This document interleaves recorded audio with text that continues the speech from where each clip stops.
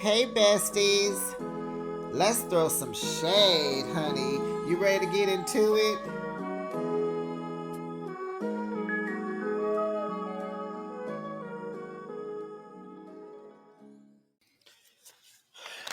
Child, ever since Justine and Mike stopped dressing alike, they have just been having problems on problems. They need to go back to dressing alike. I think they noticed that because they both had on matching puff jackets. And I'm sitting here like, you guys are in Las Vegas. The sun is shining bright as it can be. It might be winter time nonetheless, but you don't need them big old East Coast coats over here on the West Side. It don't get that cold. It gets cold, but not East Coast cold, okay? They look real crazy in them jackets. And I can count on one hand how many times I've worn my winter coat. I see it in the closet. I don't see it. I don't wear it that often. Not too often. We good with a hoodie. We good with hoodies on, scarf and a coat, jacket or whatever, jean jacket, ski vest, but a big old puff coat. That's too much coat for out here. But they'll learn. They will learn. So here we are, besties. How y'all doing? Welcome to Behind the Shade and welcome back to Behind the Shade, honey. Let's throw some shade and get into another episode. Now, we still can't get these titles and seasons and episode numbers together. We gonna try, okay? We know this to be, it's supposed to be Life After Lockup. It's still on the TV as Love After Lockup. It's season 5. I believe it should be season 6. Episode 44. I think it should be episode 4. This is how you start a new season. It has to be a new number anyway, the title, Red Flags and White Dresses. Do we like that title? No, we don't. No, we don't. Oh, okay. Did y'all think of something to change it to? And how would you rate this week's episode? It was okay. It was cool. I liked that Louis' dad has accepted him. I liked that. I don't know. I'm gonna give it a 7. It wasn't like because there's some couples that kind of make me go, ooh. That Melissa and Louis makes me go, ooh. And of course, Bianca and Daniel. Let's get into it. And don't forget to like this video. Make sure you're subscribed to the channel. It's a free way of showing your support and helping the community of content creators, not only myself, but others. Thank you so much. Thank you in advance. Please like that video, share it, and subscribe. Let's get into it. So Daniel's been out for 3 days, child. It seemed like this relationship been going on for 6 months. So it's the next morning. Okay. So remember from last week, they came back from the bar. Old girl was drunk. His mama had to bring her home. They get into it. She can't even unlock the door. He had to do that. She's drunk. So he slept on the couch. So it's the next morning. She wakes him up because, he never did come to bed. He's on the couch. He's still asleep. She apologizes for triggering him, about the drinking and not really, she wasn't even tripping that, that can make him revert back. He is trying to hang on to his sobriety. And she pretty much told him last week that's his problem. Okay. So why are we still together, Daniel? Oh, you have to stay there. Forgot. Wow. Okay. So she was like, I just wanted to have fun and just, that's how I have fun. I drink. So now where is my ring? Give me time, Bianca. Give me time. Well, you led me on while you were in prison. You were going to marry me as soon as you got out. And you've been out 3 days and you haven't given me a ring yet. Well, y'all been arguing for 3 days. You ain't gave him a chance. So he's like, it's only been 3 days. This crap is hitting the fan fast. And it's not a good sign. You think I'm going to leave you? Would a ring make you feel secure? Yes, it's the little things. The little things. Are you talking about the coffee again? Yes, you're on a power trip. If you love me, you would do the little things. He raises his voice. I made breakfast and I'm not going to do that for you. You could have got your own coffee. I'm not your slave. Don't do that. Now, Bianca is triggered. Don't do that because I'm willing to end this relationship. I don't want to be in a relationship if you're going to yell, because yelling turns into throwing things, and throwing things turns into hitting. And she is right. So they're both, to me, they're both setting their boundaries. I'm not going to be doing little stuff. I did that. You can do this. Woo, woo, woo, woo. Well, don't be hollering and yelling. That's not cool, because that, to me, is just not good. You know, Bianca has lived a rough, hard 23 years. And so, you know, his thing is he doesn't want to be her happiness. He doesn't want her to rely on him for happiness, because that's a tough job. I learned that from Will Smith. He was talking about that, like being married to Jada. Like, your happiness is your responsibility. It's not anyone else's. Yes, they can reflect it, they can share it, they can add to it, but they are not responsible for your happiness. Besties, you are responsible for your own happiness. It is an inward job, not an outward job. It's on you. That's your job, okay? Then you get someone who can add to it, because nonetheless, humans be human, and they might make you mad, and you still need to be happy through the madness, okay? Yes, you do. So he does not want to be her slave. Now they got me triggered. What? Did you say that? What? So I had to take myself out of this. It ain't about me, it's about them. But I was like, I get what he was saying, but just the word was triggering. So they make up. So now they got their boundaries set. Now they have to meet in the middle to make up. You coming over here? No, you come over here. It's like, oh my God, you guys are both 12 and 13 years old. Get it together. So Daniel leaves and he goes and he talks with his cousin. And I'm trying to figure out where this Honda Accord came from, because Bianca has an SUV. Where did this Honda Accord come from? Production. It would have been better if he would have been in the SUV. So anyway, he goes and talks to his cousin. So, honey, cousin Rob told him everything, honey. He was like, oh, she don't like your nighttime activities. He like, she told you that? Yeah, I wish she would have told you that. He was like, yeah, you shouldn't know that. And it's like, I just got out. It's like, golly. And it's like, right. Why are you telling that to his cousins? Embarrassing. Goodness. So he like, yeah, you need that foreplay, bruh. But he admitted he needs to do it too, because he liked to just stick it in. So Rob tells Daniel, like, yeah, she admitted to having a drinking problem. And he was like, for real? He's like, that's not a good sign. He was like, well, how many drinks did she have when y'all was kicking it? He was like, I had 2 drinks. She had 3 drinks. And so he was like, yeah, this is a red flag. And so Rob was like, you know, she spent a lot of money on you. You know, she spent a lot of money coming out here. She wants to get married. And so, you know, Rob in his confessional says, you know, they will probably spiral out of control and call it quits. And yeah, I'm like, yeah, they're going to be broken up before a week, as fast as they're going, and how she's emotionally up and down. She will drive you nuts. She gonna drive him crazy. I feel sorry for him. So back at the house, she's on the phone with her friend back in Florida, who's in Florida. She wants him to come visit.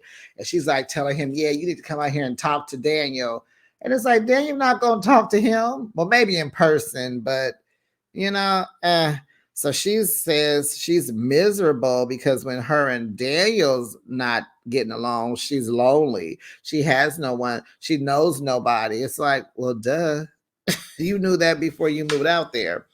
So pretty much she's like, he won't marry me. We argue too much. And it's like, yeah, you do. Good luck with that. Moving on to Kim and Joey. We didn't see Joey this week. Joey, where you at? Looking for a job? So Kim goes dress shopping, honey, wedding dress shopping with the cousin, Tatum. And I'm just like, Tatum, what are you? Why are you here? Y'all, does Kim have any friends?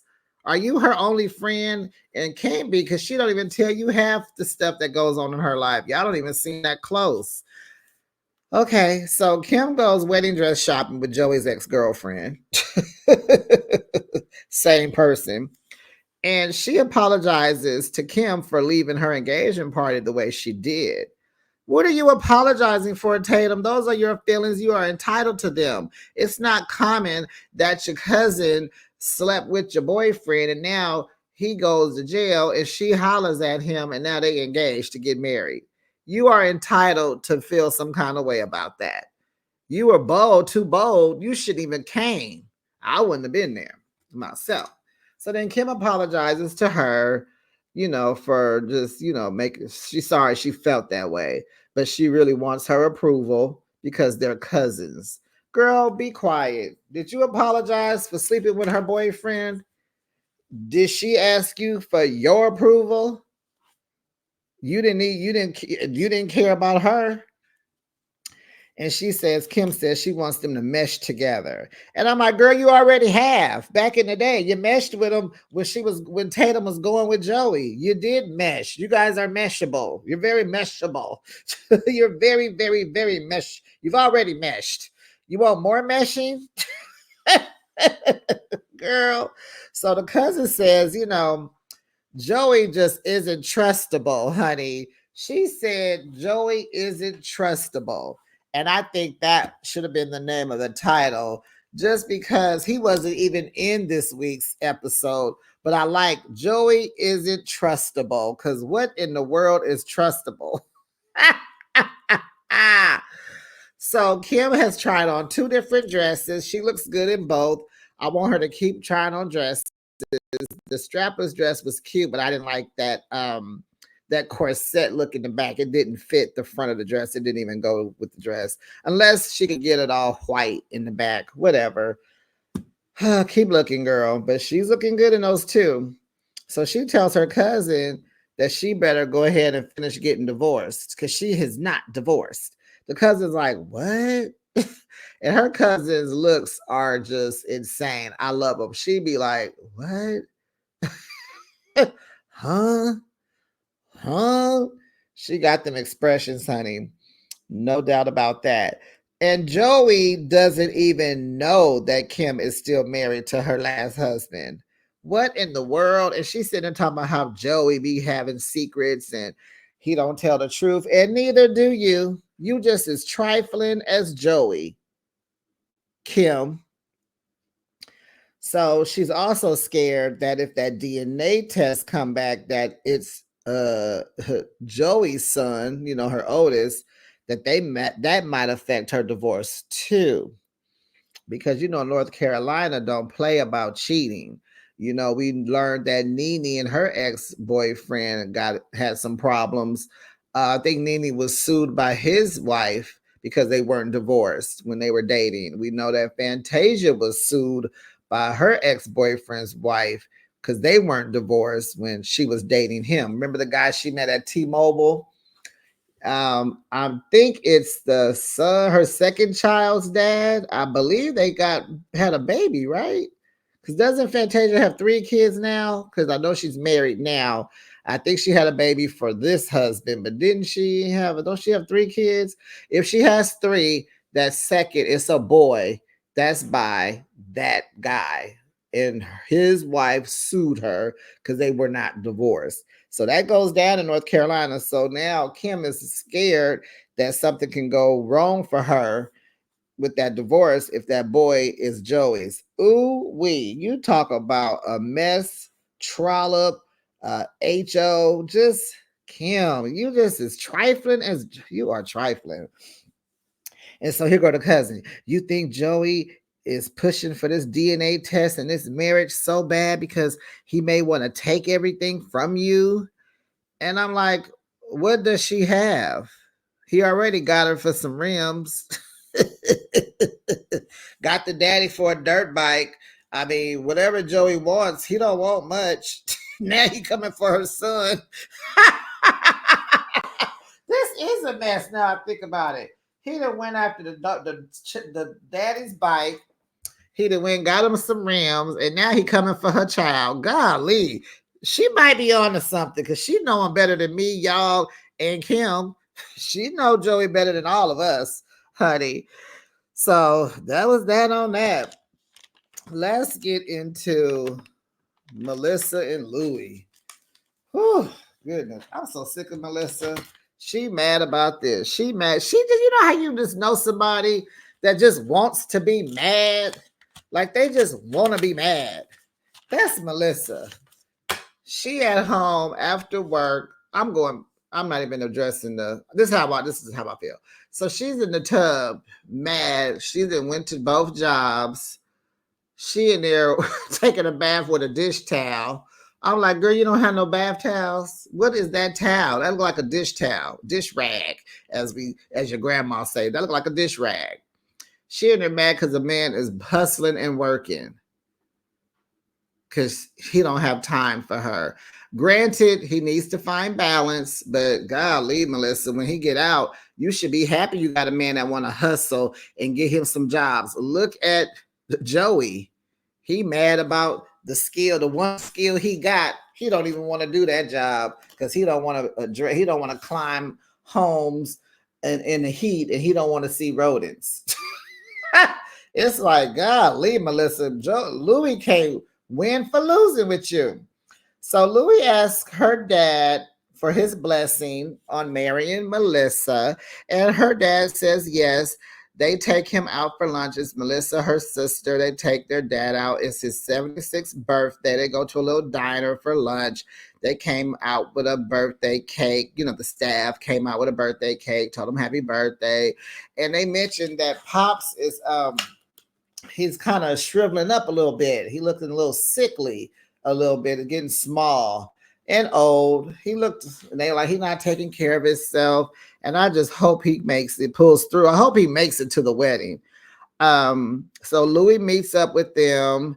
He asks for, his blessing. The dad says, yes, keep up the good work, stay on the straight path. You're at the house. It seems like, Melissa has had so many bad relationships in the past. She don't know how to pick her men. He was skeptical about Louis, coming from jail. And now, it's like, okay, you're a good guy. You guys may be able to, you guys can work it out. So back at the house with complaining Melissa, he comes in, he got pizza for dinner. She's like, we got 6 jobs. Why we eat pizza all the time? Well, you ain't bringing nothing home. You ain't made no reservations. All you want to do is complain. He come in, he all excited to see her. She's in the bath naked. He taking off his shirt. She like, keep that shirt on. This is my bath, not ours. I'm not fooling with you. She throw her. So his phone rings because he's hustling, trying to build his clientele for his personal training. And, he sell the gym supplements or whatever, So someone calls. He takes the call. She's mad because he's trying to build his business. She throw that old wet, soppy, dirty, soapy dish rag at him. And he threw the pizza at her. And I was like, serve you right. Serve you right. Throw that pizza at her. So Melissa over there mad because he building his clientele. Okay. Brittany and Key-Rock. I tell you, when I see them, I just go, 1 + 1 does not equal 2 with this couple. 1 + 1 is just 0. Goodness gracious. So they are staying at Key-Rock's mentor's house because this hotel, motel, Holiday Inn is just terrible. Brittany done got bougie. I don't know how. You coming from jail to his parents, to his mama's house. You still houseless, but you got, and I get it. She said, it's some crackheads over there by the vending machine. The place is dirty. You got to be in by 11. You can't have company. She's just over it. I don't know where she got all that attitude, but I think she's just really mad about, not going to Texas. I think that's where her gripe really lies. So they go move in with Coffee, I think her name is, and that's Key-Rock's mentor. She lives in an apartment. It's cluttery. She got 3 dogs. And she loves them being there because they clean up. They're on an air mattress in the middle of her living room. And yeah, it's hard to walk to the bathroom, Kirok said. So they go have a lunch. They're going over their budget. And, you know, they are spending loads of money. They're paying rent in Houston. They're giving coffee some money. Their cell phone bill is how much they said? Almost like $267. Why? Like, why? Why is your bill so much? They got plans. You can get a Cricket phone. You can get a Metro PCS phone. Um, I have T-Mobile. My cell phone bill is $35. I have an AT&T line also. It's $44. So why are y'all spending so much? I spend less than $100 on 2 cell phones. Y'all need to figure out a little family plan. But you need to go to Boost Mobile, Cricket, or Metro.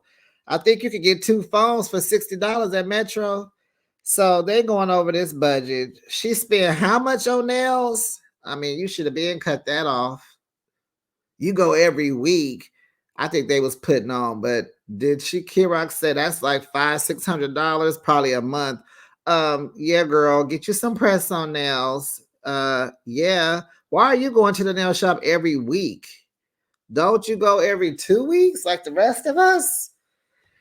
So anyway, Dumb and Dumber, Kirok decides they need to elope so that way they can be family. And I said this last week, but it's too late because Texas is on to that kind of stuff.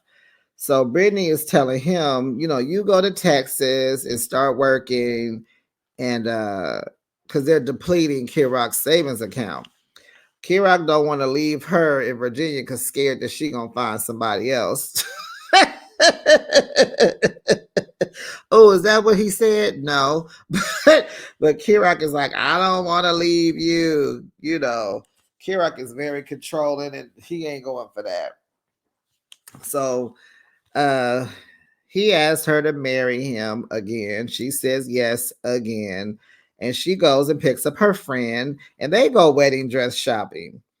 The friend is on to what's going on. She's asking the right questions, things that they don't even think of because, you know, Kirok and Brittany, they make moves before they really think things through.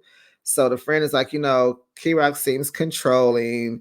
Because y'all don't want to tell nobody y'all getting married because you really want this big wedding and you're not getting it yet, but you need to this elopement and he doesn't want you to tell anybody, but why? You know, what do you want? So Brittany's like, well, I want his mom and my grandma there. And she's like, well, they should be there.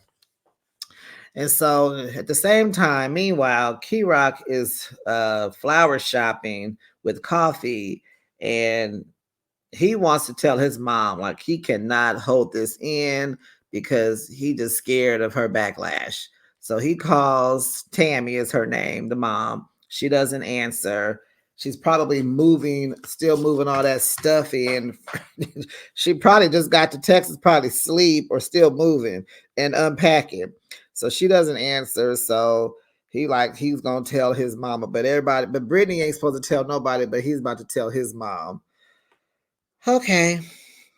So the friend urges her to call her PO just to make sure like getting married is a good decision. Good job. Calls the PO. PO says, oh no, Texas is very leery about people rushing to get married. Boom, boom, boom, boom. Because you guys are trying to move there before you got married. So don't try to get married after we deny you and you think we're going to approve you now because you got married. You need to pay that restitution, girl. And so the PO tells her, don't get married. They don't recommend it at all. And that was like, oh gosh, oh gosh, oh gosh. So then we have Justine and Mike. They're on their way to the attorney's office to discuss this will. You know, this is just an emotional process, right? So she says she wants her daughter to have custody of the kids, and Mike goes off. you know. Now, Justine, if I remember correctly, last week your daughter said no. She said, I am in college. I'm trying to join this sorority. I'm getting all A's in school. I am enjoying being a freshman in college. I don't have no kids. I'm not going to raise all your kids if something happened to you. I thought she said that.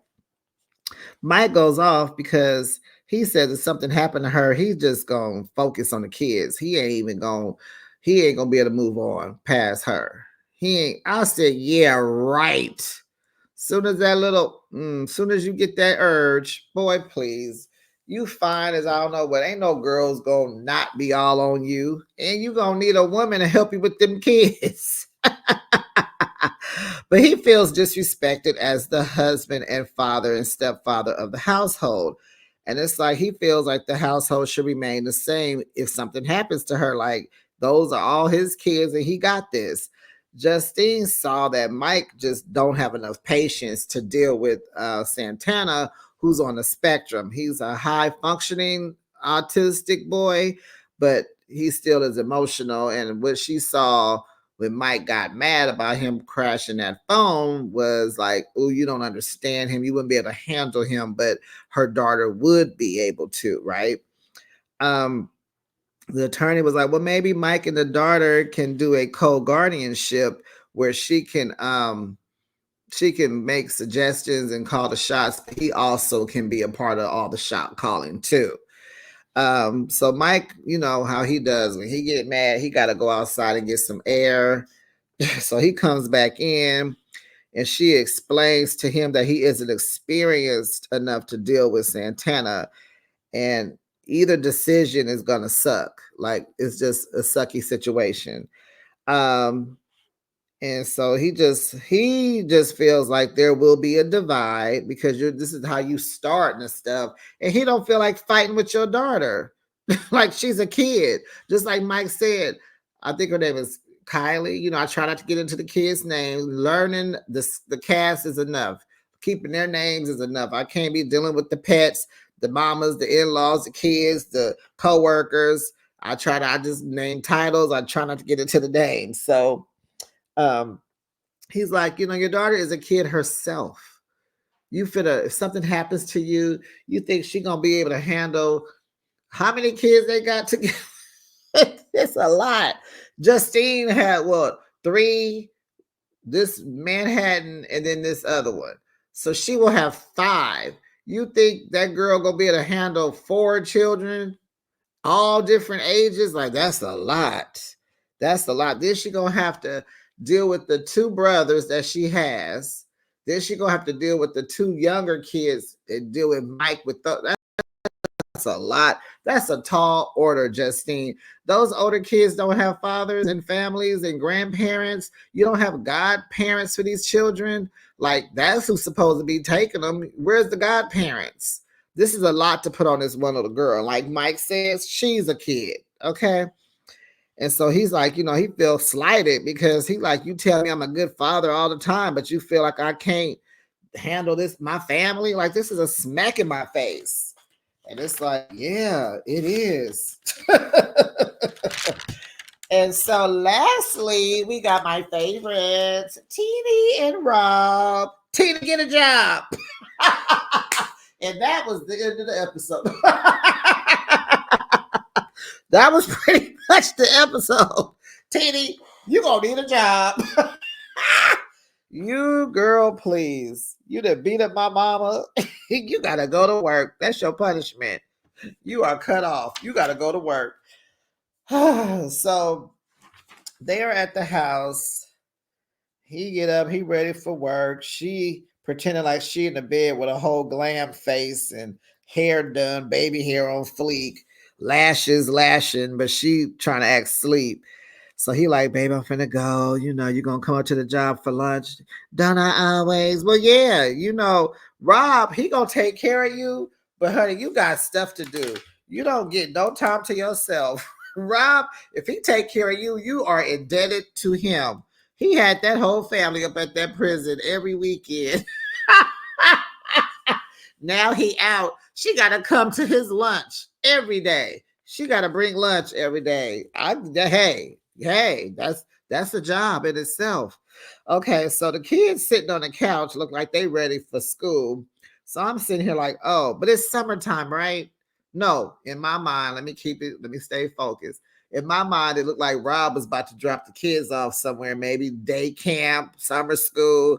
He was gonna drop them off on his way to work. That's how it looked. So he goes to work. He does inspection on the big rigs. Him and his homie, they doing inspections. Some guy came up, thank you, y'all. Thank you for helping me out.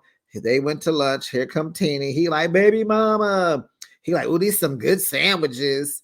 And it's like, well, at least she did go buy that pass to the water park for $250, but at least she's not bringing lunch from, she didn't buy lunch out and bring it. At least she's making it from home. I thought that was a fair fair compromise.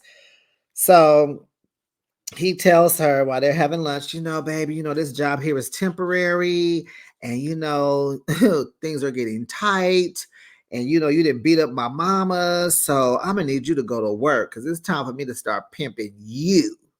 Is that what Rob said? And at first she was kind of like, and she's like, I'm okay with that. And it's like, you should be, because what else are you doing, Teeny? What else are you doing? The house looks clean all the time. I give you that, but you can do that with a job. I don't see no pots and pans ever in the kitchen because we always in y'all kitchen.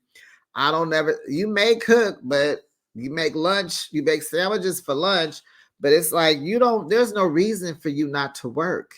Your kids are older. They're in sports, school, they got friends, they got lives. Like, you can go to work, Teeny. So she's okay with going back to work. She says she's been on a break for about a year. I'm sure it felt good, girl, feeling like, being a kept woman.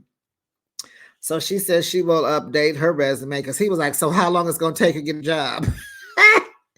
She was like, I'll update my resume and I'll probably get something in 2 weeks. I was like, oh, honey, 2 weeks. Oh, honey, things have changed. They said the word on the streets is, honey, it takes way longer than 2 weeks to get a job, but we'll see. You can get something while you're waiting on something else, right? Right.